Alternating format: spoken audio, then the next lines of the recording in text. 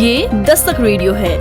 नमस्कार, आप सुन रहे हैं दस्तक टाइम्स का 5 मिनट का न्यूज बुलेटिन दस्तक अब तक। मैं हूं प्रियंका। शाम 5 बजे की बड़ी खबरों के साथ। तमिलनाडु के 17 मछुआरों को श्रीलंकाई नौसेना ने समुद्री सीमा पार करने के आरोप में गिरफ्तार किया है। इनकी 2 नाव भी जब्त की है। रामेश्वरम से 2 नावों पर सवार लगभग 17 भारतीय मछुआरों को मंगलवार की सुबह कच्चातीवू के पास श्रीलंकाई नौसेना ने गिरफ्तार किया। 17 भारतीय मछुआरे धनुषकोडी और थलाई मनार के बीच क्षेत्र में मछली पकड़ रहे थे। उसी दौरान श्रीलंकाई नौसेना की गश्ती नौकाओं ने उन्हें घेर कर गिरफ्तार किया। मुंबई के बांद्रा के पश्चिमी इलाके में स्थित फॉर्च्यून एनक्लेव नाम की रेजिडेंशियल बिल्डिंग की 7वीं मंजिल पर सोमवार देर रात आग लग गई। इस बिल्डिंग में ही गायक शान का फ्लैट भी है। आग लगने की सूचना मिलने के बाद दमकल विभाग के कर्मचारी मौके पर पहुंचे और राहत एवं बचाव कार्य में जुट गए। ईडी ने मनी लॉन्ड्रिंग मामले में भगोड़े अंडरवर्ल्ड डॉन दाऊद इब्राहिम के भाई इकबाल कासकर और उसके साथियों पर बड़ी कार्रवाई की है। प्रवर्तन निदेशालय ने ठाणे स्थित इकबाल कासकर के एक फ्लैट को अपने कब्जे में लेकर उसे सीज कर दिया है। बिहार सरकार ने भारतीय पुलिस सेवा के 36 अधिकारियों को पदोन्नति दी, जिसमें 1 को अपर पुलिस महानिदेशक, 3 को पुलिस महानिरीक्षक और 8 को पुलिस उप महानिरीक्षक बनाया गया है। चंडीगढ़ नगर निगम की बैठक के दौरान मंगलवार को कांग्रेस और बीजेपी पार्षदों के बीच जमकर हंगामा हुआ। ये हंगामा इस कदर हुआ कि दोनों पक्षों की ओर से हाथापाई और नारेबाजी हुई। कहा जा रहा है कि BR अम्बेडकर पर केंद्रीय गृह मंत्री अमित शाह के बयान को लेकर यहां हंगामा हुआ। चंडीगढ़ नगर निगम की बैठक में कांग्रेस और आम आदमी पार्टी के पार्षदों ने अमित शाह के खिलाफ एक प्रस्ताव पारित करते हुए उनके इस्तीफे की मांग की। इसके बाद बीजेपी पार्षदों ने आरोप लगाया कि नेहरू के समय कांग्रेस ने अम्बेडकर का अपमान किया था। दिल्ली से 5 बांग्लादेशी नागरिकों को गिरफ्तार किया गया है। साथ ही 6 ऐसे लोगों को भी गिरफ्तार किया है जो फर्जी डॉक्यूमेंट्स बनाते हैं।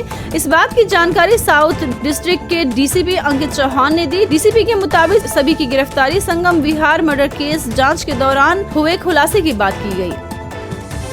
चुनाव संबंधी नियमों में हाल ही में किए गए बदलाव को लेकर सुप्रीम कोर्ट में एक रिट दायर की गई। कांग्रेस नेता जयराम रमेश ने सोशल मीडिया प्लेटफॉर्म X पर इसकी जानकारी दी। उन्होंने लिखा, कंडक्ट ऑफ इलेक्शन रूल 1961 में हाल के संशोधनों को चुनौती देते हुए सुप्रीम कोर्ट में एक रिट दायर की गई है। उन्होंने लिखा, चुनाव आयोग एक संवैधानिक निकाय है। इस पर स्वतंत्र और निष्पक्ष चुनाव कराने की जिम्मेदारी है। इसलिए इसे एक तरफा और सार्वजनिक विचार विमर्श के बिना इतने महत्वपूर्ण नियम में इतनी निर्लजता से संशोधन करने की इजाजत नहीं दी जा सकती है।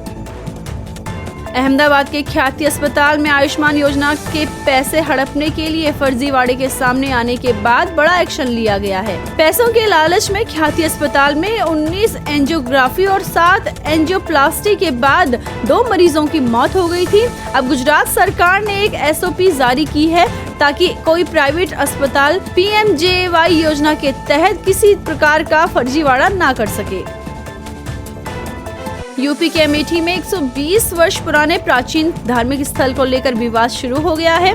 हिंदू पक्ष का दावा है कि ये धर्म स्थल शिव मंदिर है और अल्पसंख्यक समुदाय द्वारा इस पर कब्जा कर लिया गया है। अब इसको लेकर हिंदू पक्ष की तरफ से कुछ लोगों ने जिला प्रशासन को ज्ञापन दिया है, जिसके बाद मौके पर पुलिस प्रशासन ने पहुंचकर जांच पड़ताल की। इस दौरान वहां मंदिर बना हुआ पाया गया। हालांकि ये पूरी तरह जर्जर हो चुका है। नोएडा में एक युवक ने अपनी ही मंगेतर की चाकू से गोद कर हत्या कर दी। युवती के माता पिता का कहना था कि जब तक युवती की सरकारी नौकरी नहीं लगेगी तब तक वो अपनी बेटी की शादी नहीं करेंगे। इस पर गुस्साए युवक ने अपने मंगेतर को चाकू से गोद कर घायल कर दिया। उसे इलाज के लिए अस्पताल में भर्ती कराया गया, जहाँ उसकी मौत हो गयी। मध्य प्रदेश की राजधानी भोपाल में मंगलवार दोपहर 2 पक्षों के बीच लाठी डंडे और तलवारें चल गई। जमकर पत्थरबाजी भी हुई। इस पूरे उपद्रव में 6 लोग घायल हुए। घटना की खबर लगते ही मौके पर पुलिस पहुंची और पुलिस ने मोर्चा संभाल लिया। माहौल को देखते हुए भारी पुलिस बल तैनात की गई। अरविंद केजरीवाल ने दिल्ली चुनाव से पहले एक और बड़ा ऐलान किया है। उन्होंने कहा है कि दिल्ली में 24 घंटे पानी मिलेगा। केजरीवाल ने बताया कि वर्तमान में दिल्ली में 1000 MGD पानी का उत्पादन होता है, जबकि 24 घंटे की आपूर्ति के लिए 1200 MGD की आवश्यकता है।